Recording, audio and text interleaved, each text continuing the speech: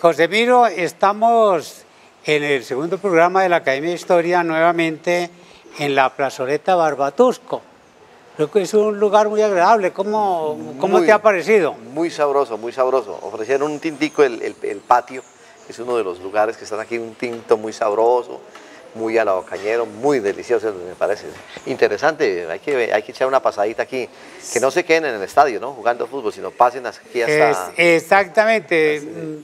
Adelantico del estadio, al salir de los partidos o cualquier otro evento, pues que vengan acá para que disfruten sí, muy bueno, este hermoso sabroso sitio. Bueno, José Miro, el programa nuestro hoy es hablar sobre la educación, sobre la enseñanza de la historia más que otra cosa, concretamente. ¿Qué ha pasado? Porque es una pregunta que se hace toda la gente hoy día. ¿Qué pasa que no se enseña historia en los colegios? Porque básicamente la estamos abandonando, ¿no? Básicamente. Pues yo creo que la abandonamos desde hace rato, ¿no? Sí. Es extraño lo que pasa acá en Colombia. Depende de los grandes conflictos sociales, se ha mirado la educación acá para orientarla hacia uno u otro lugar. Desde la independencia, pues nosotros tenemos, ¿qué era lo que se enseñaba? El quadrivium, ¿no? El quadrivium. Sí, la gente lo único que necesitaba era gramática, latín, oratoria y matemáticas. Y un poco de algo de arte. Y algo de arte, fundamentalmente eso, ¿no? Sí. Terminada toda la época de la independencia, iniciamos con nuestra introducción a un sistema mundial. No teníamos un nacionalismo, no había una nación. Entonces, para reunir todo eso, empezamos a enseñarle a los alumnos un montón de cosas que tenían que ver con nuestra historia. Pero recuerde que el primer plan de estudios que llegó a Colombia, o sea, saliéndose de la línea humanística y un poco digamos, que ofrecía la Iglesia, se empezó a traer el plan de Austria, que fue el que hizo la reina Teresa, que ella hizo el plan, la llamada plan, en alemán no sé cómo se diría, y ella empezó a decirle, señores, si en este grado yo qué tengo que enseñar, en qué materias, y ella hizo un primer plan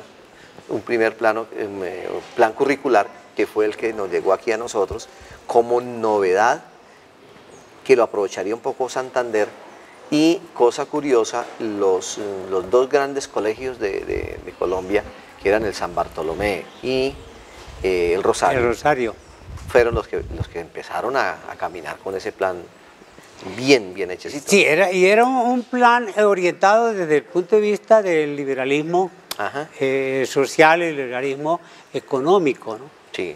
Es decir, era la organización de una nueva nación lo que se estaba haciendo a partir de los planes de estudio. Sí, eso era. Pero todo el siglo pasado estuvimos en eso. Y es que la intención de la reina era eso.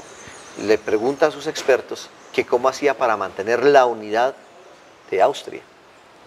Se estaban separando, sobre todo los que estaban más cerca hacia Grecia, que cómo mantenía la unidad. Ellos le dijeron, hay dos elementos básicos, la educación y la religión. Y ella tomó la parte de la educación y la convirtió en su estructura política de manejo de las cosas. Muchas gracias. Bueno, muchas gracias. El patio, vea, muchas gracias por el tico, vea, muy agradable. Hay un tinto muy agradable por acá. Sí. Sí, usted miro, es que la organización de la nación, primero nos unimos para sacar a los españoles de acá porque estábamos contra el rey, supuestamente. Ajá. Pero no había una cohesión, eran un montón de ciudades por todas partes, pueblos, veredas, esclavos, terratenientes, pero no había unidad. Se empezó a forjar una unidad enseñándole la historia y la geografía. Entonces tenía un concepto de espacio y otro concepto de sociedad. Y de tiempo. Pero, y del tiempo, pero esto pues, ¿en qué llegó a parar? En que con el montón de guerras civiles, todas esas reformas Sucesivas, sí. del siglo XIX se quedaron en los centros de población. Y al, Bogotá, Cali, Medellín, sí, Barranquilla. al pueblo colombiano, al resto del país, no le llegó absolutamente nada. Entramos al siglo XX y nos encontramos con que se va a insertar Colombia en el sistema capitalista, empiezan los conflictos en la sociedad y ya conflictos de índole económica, ¿no? De índole económica. Es cuando aquí en Colombia, para llegar a lo concreto, se empieza a estudiar historia con los textos que hicieron Henao y Arrula. En una red social, estos días estaban pasando las copias, los facsímiles de Henao y Arrula, que fueron interesantes, ¿no? Hicieron su aporte, muy valioso en ese tiempo, con su propia carga histórica, o sea, su propia ideología que ellos tenían. Yo creo que sin mala intención, ellos no lo hicieron con mala intención, pero quisieron hacer sus textos que nos duraron mucho tiempo en el país, ¿no? Sí, claro, es decir, primero que se empezó con la primaria, ¿no?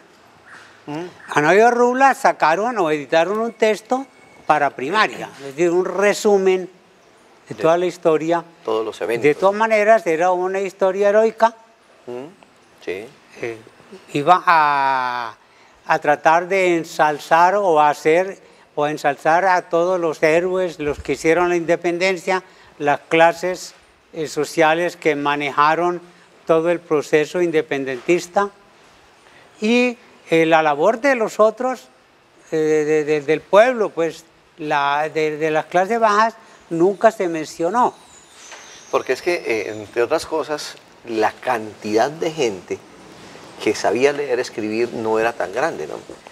Supongamos sobre una población que yo pongo cifras cerradas, que Colombia tendría unos 8 o 9 millones de habitantes en esa época. De esos de esa población sabrían leer y escribir 800 personas, o sea, el 10%.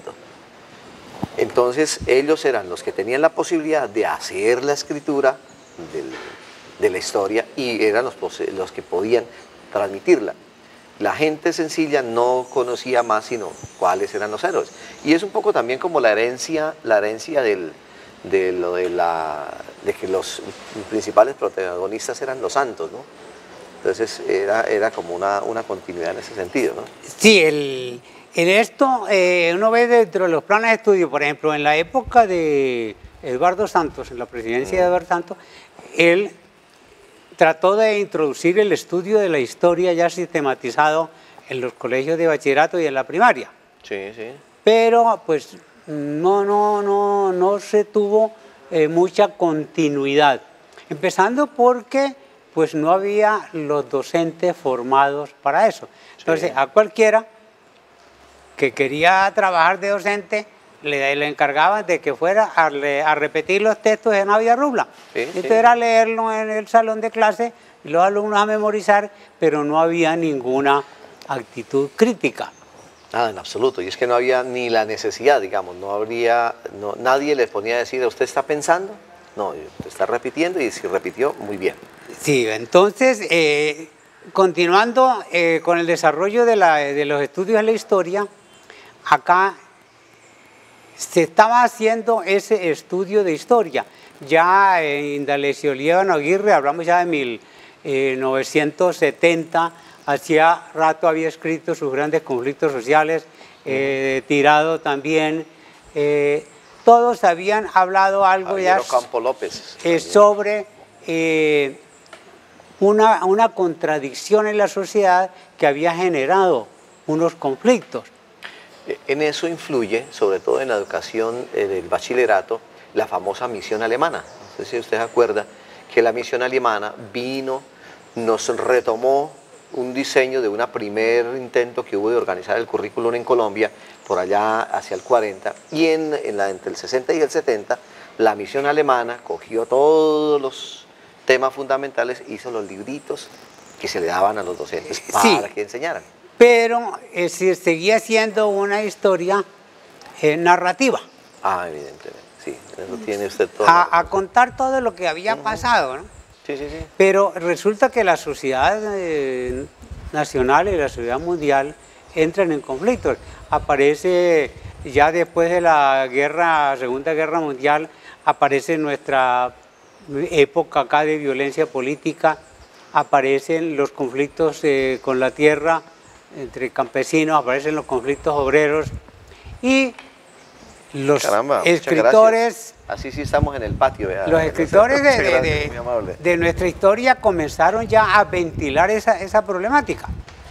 Entonces, cuando en el Ministerio de Educación comienza a ponérsele una cortina de humo a todos esos estudios. Sí. Ya no se quiere que la gente sepa lo que pasó. Viene la Revolución Cubana, vienen los conflictos ya más grandes acá en Colombia entre estudiantes, ya después de todo el movimiento estudiantil de los años 60, y nos encontramos con que en el año 76 vino una comisión de la ONU, dirigida por un ruso y un checo, y recomiendan al Ministerio de Educación que saque la historia, los estudios de la historia y geografía de... Perdón, estamos hablando de la reforma del 1770 al 080. Sí, una recomendación que hicieron unos extranjeros de la ONU, eliminar la historia, de hecho lo eliminaron. La academia en esa época protestó ante el Congreso y se pasaron proyectos de ley, pero es decir, nada que ha pasado, esto sigue igual. Seguimos nosotros empeñados en que los estudiantes desconozcan lo que pasó. Luego llegamos a la época que es casi la actual, en donde la historia no se está viendo, no se ve, no se enseña, no se analiza, no se critica. El Ministerio de Educación Nacional inventó que era transversal, que era integrada con la geografía, que integrada con todos, pero total que el estudio de la historia desaparece. Sí, ya perdió esa prevalencia. Claro, que tenía. Aparece estudios sociales, no sé. Ciencias sociales. Hay dos cosas que a mí me parecen que son importantes a razón de reivindicar la necesidad de la historia en la educación básica y media. Uno, las categorías filosóficas son tiempo y espacio. Si nosotros hacemos con la geografía el espacio, quedamos, digamos, chuecos, en sentido que no tenemos la otra dimensión, la otra categoría filosófica, que sería la del tiempo, es decir, la de la historia. Es necesario que se haga ese revivir, revitalizar la historia. Sí, ahora, ¿por qué? ¿Por qué y para qué? Es decir, ¿qué es lo que nosotros hoy día? Uno oye con mucha frecuencia que la bandera de Colombia, que el nacionalismo despierta en los estadios, alrededor del fútbol. Todo el mundo es colombiano, todo el mundo ama la bandera, todo el mundo ama la patria, pero hasta la puerta del estadio. Ah, sí.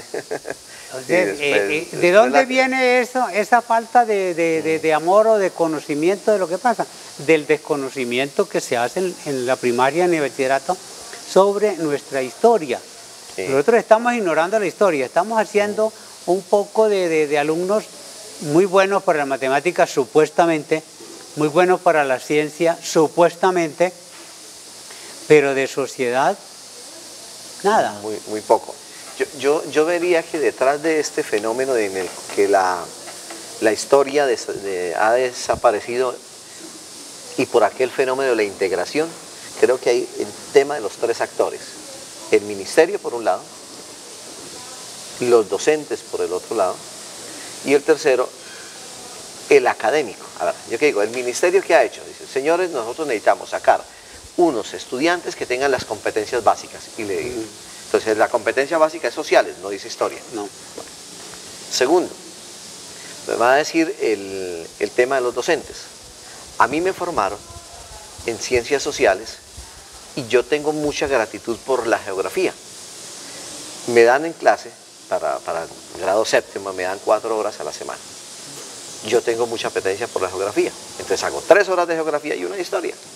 porque es en lo que yo tengo más habilidad, más recursos. Bueno, ese es un segundo actor que me parece a mí que está muy crítico. Y el tercero, lo que estamos ahorita diciendo los académicos. El académico está diciendo, la geografía tiene que ser ¿cuál? O más importante que las matemáticas, el español y no sé qué. Esa exigencia tan fuerte de parte del académico hace que se rescate un poco, pero no hemos logrado que la historia tenga su peso. Y otro factor ahí que tenemos es la universidad. ¿Qué ha hecho la universidad? Plegarse a lo que dice el ministerio, a la ley. Sí. Pero no ha sido crítica. Sí, no forma docentes críticos, no forma docentes analíticos de la historia. Bueno, pues no la ven, no tiene necesidad de hacerlo, la universidad se aleja de eso. Que la universidad tiene responsable porque allá es donde se debe dar el cuestionamiento de lo que pasa en la sociedad. Pero es que yo pienso que el ser crítico se da cuando se ha hecho el paso por algunos estadios. Primero tengo que tener el dato, segundo tengo que tener la erudición, o sea, percibir que esos datos, todo eso, influyen sobre una sociedad. Y ahí sí yo empiezo a hacer la crítica.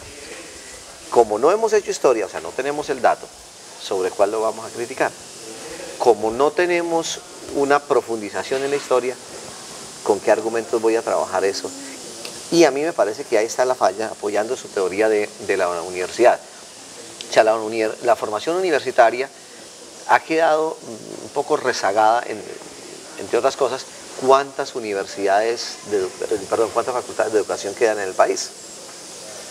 Sí, ya hay muy pocas. Y si están casi que ocultas, no se sabe qué están haciendo. Y el otro fenómeno que va en torno al docente es que el docente que sale de la universidad, hombre, sale a enfrentarse con un sistema que le va a decir, usted tiene que tener esto, tiene que ser aquello, y hombre, uno lo carga al docente de una cantidad de tareas y funciones que en el fondo uno dice también con qué tiempo va a responderlas, ¿no? Esa sobrecarga me parece que es culpa también, pensaría, de todos nosotros, porque ¿qué hay? Hay que analizar cómo son las plantas que están aquí alrededor, porque se están perdiendo. Entonces, ¿a quién le decimos que se encargue esa tarea? A la escuela, al colegio. ¿Sí? Entonces, cualquier situación que se presente en el país, todo se le asigna a la escuela para que sustituya, forme y haga productos. Sobre eso, cuando yo trabajé en la educación y hacíamos las mismas discusiones con los maestros, yo les mencionaba algo un poco jocoso. Y es que se presentó en alguna época en Cali un desastre a la salida de un estadio por algún comportamiento no correcto de los que salían, ¿no? Hubo muertos. Al día siguiente el presidente dictó un decreto volviendo o retomando el estudio de la urbanidad. Ajá. Y de una vez por decreto. Mañana todo el mundo tiene que aprender urbanidad. En la democracia, ¿no? Entonces, bueno, cuando el presidente Turbay estuvo en Francia y se dio cuenta que no sabía francés, inmediatamente llegó un decreto volviendo a poner el francés que había quitado el gobierno anteriores. Lo mismo pasó, que cuando empezó la violencia hay que estudiar democracia, ponga la democracia a los colegios. El ambientalismo, todas las cosas. Que se está destruyendo. Que está destruyendo la naturaleza, educación ambiental. Entonces terminamos llenando al estudiante de un montón de cosas, menos de lo esencial para que viva en la comunidad. Los paradigmas pedagógicos nuevos, o sea, ya nos están insinuando que ya no es ni el conductivismo ni el constructivismo, sino ahora es la educación allá en japonesa. ¿Se acuerda que hace unos años que el ideal de la educación era la japonesa? Hasta hace unos 2 años era la de Finlandia. Ahora ya pareció que es la de Nueva Zelanda. Entonces ya los paradigmas pedagógicos van allá. Bien, y sobre todo con elementos sorpresivos. ¿A qué va con respecto a la historia? Que la historia la historia la hemos reducido a, digamos, perdón, las ciencias sociales, geografía, historia, ciudadanas, ¿no? Competencias ciudadanas, urbanidad, el tema de la nueva cátedra que es la de la paz, ¿no? Entonces terminamos tanto que el docente termina exigiéndose, y eso hay que volverlo transversal, y esto hay que volverlo competencia, hay que volverlo. Entonces, bien, el docente, ¿qué dice? Nosotros, desde la institución donde yo estoy, hemos hecho una solución que para nada es la más sabia, pero es la que nos ha dado resultados. Señor profesor, usted tiene, esta semana, usted va a tener, con el grado décimo, con el grado octavo, usted va a tener 4 horas a la semana. Por favor, en la primera semana, usted me va a dictar 2 horas de geografía y 2 horas de historia, sin cambiar. Y en el horario le pongo eso, no le pongo sociales, historia. En la semana entrante siguiente, usted me va a quitar una de geografía y me va a hacer las competencias ciudadanas. En la siguiente semana me va a quitar una de historia y me va a hacerlo. Entonces no flagelo tanto los contenidos. Los contenidos de la historia. Pero nos resultó un tema. Por eso dije antes, perdón, cuando mencioné grado décimo. La profesora cuando llega a grado décimo me dice, yo no tengo tiempo para historia. ¿Cómo así, profesora? Yo tengo que enseñar economía, tengo que enseñar ciencias políticas, ¿y a qué hora voy a enseñar historia y geografía? Eso es un deber de la básica, es decir, de primero a noveno. Pero me llegan los alumnos que aún no saben, por ejemplo, la importancia que tuvo José Eusebio Caro en la formación económica del país cuando fue ministro de Hacienda. Entonces, en ese proceso de la historia, ella me dice, ¿por qué no le han enseñado? Y volvemos, es que son tantas las tareas que no se ha dado solución.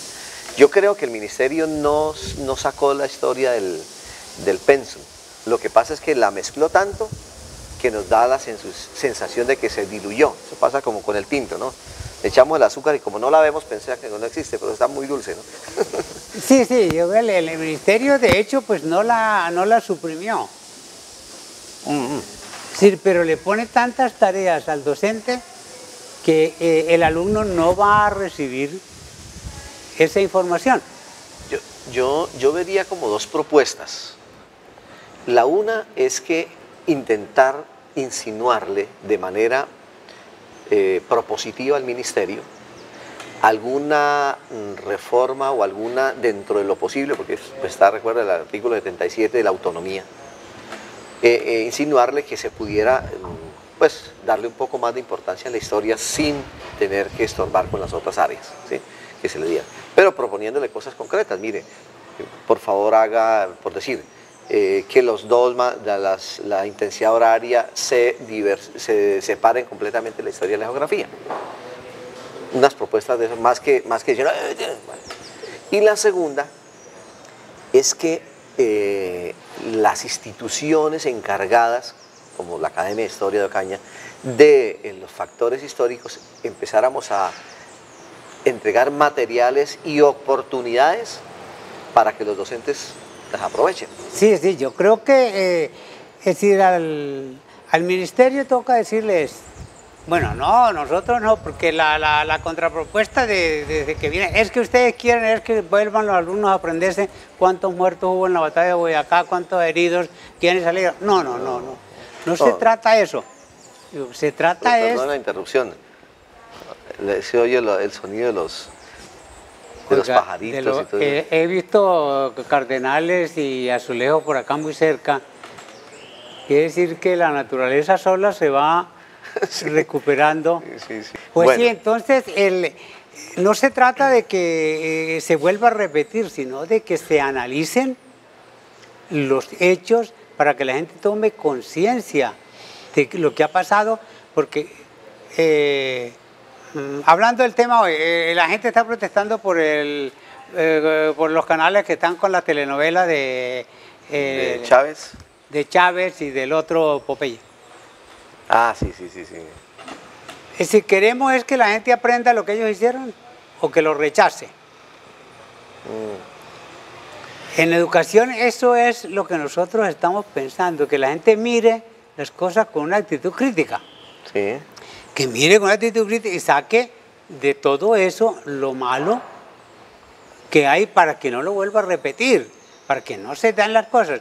Pero entonces los canales dominantes hacen una telenovela, venden toda su publicidad, hacen su plata, y la educación, nosotros en los colegios vamos por otra parte, vamos con otra idea de formación de la juventud. Entonces, es decir, este problema de la educación no es solo que en el colegio no se dé historia, ¿no? Sino que los que la hacen desde los medios la hagan bien. Por ejemplo, lo que está haciendo TV San Jorge. Sí, sí. Es decir, acercarnos a la audiencia con temas que son nuestros. Entonces, en vez de estar dando enlatados, es decir, darle a la gente la oportunidad de que piense. Yo vería que mencionando las dos telenovelas, ahí hay una oportunidad. Es decir, detrás de eso, ya su interpretación ya está dando una posición crítica respecto a ella. El muchacho se acercará con ella por el sentido aventurero, por el sentido de que el suspenso que le pondrán. Pero yo sí creería que habría que aprovechar eso para empezar a dar de una manera serena unos elementos que se le faciliten la crítica a la novela y que releamos la historia con miras a un futuro más digno. Exactamente, sí, porque eso hace parte de nuestra historia. Sí, claro. Es la historia trágica, pero es nuestra historia. Sí. Entonces, como bien lo han repetido un montón de historiadores, y lo dijo el maestro Germán Arciniegas, los que no conocen la historia están condenados a repetirla. Absolutamente, porque si uno no sabe que sucedió eso, muy posiblemente va a caer en el mismo error, ¿no? Aquí yo vería como unos tres elementos que nos sirven en aras al aporte nuestro. Uno, es necesario que nosotros desde la academia y con el apoyo inclusive de los medios, como estaba usted mencionando, TV San Jorge, empecemos a dar algunas píldoras, algunos elementos para que se vaya revitalizando la historia.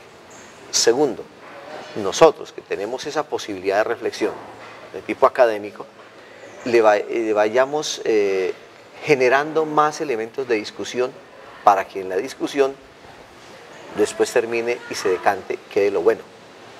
Y tercero, es necesario que nosotros escuchemos muchísimo la necesidad de la gente para que esas soluciones respondan también a lo necesario. Yo no sé si cogiéramos, aquí pasamos y le decimos a las señoras que gentilmente hoy nos han atendido, le dijeran, ve, ¿y usted se acuerda qué pasó cuando murió Leonelda?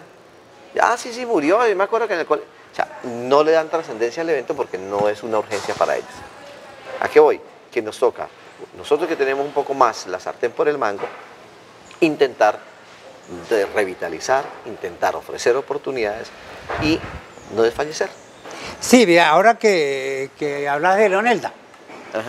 Leonelda es una figura totalmente distorsionada aquí en la región. En este momento tenemos un conflicto en el Catatumbo y todos los que hablan de allá hablan es de problema de tierras. Problema de tierras. Bueno, ¿y quién era Leonelda? Leonelda era supuestamente una hechicera. Ah, sí, ese fue y por eso la excusa, sí. Por eso la juzgaron. Pero Leonelda era una líder dentro de la comunidad de los búrburas. Entonces viene otro problema más. ¿Qué pasa con los líderes? Vea, pero aprovechémonos. Era un problema que les estaban quitando la tierra. Que no nos quiten el postrecito. Que no nos quiten el no, eso habría tema que todavía para hacerlo, pero yo esperaría que un día nos inviten otra vez aquí al buen lugar con estas delicias y que sigamos charlando del tema de la historia y la educación.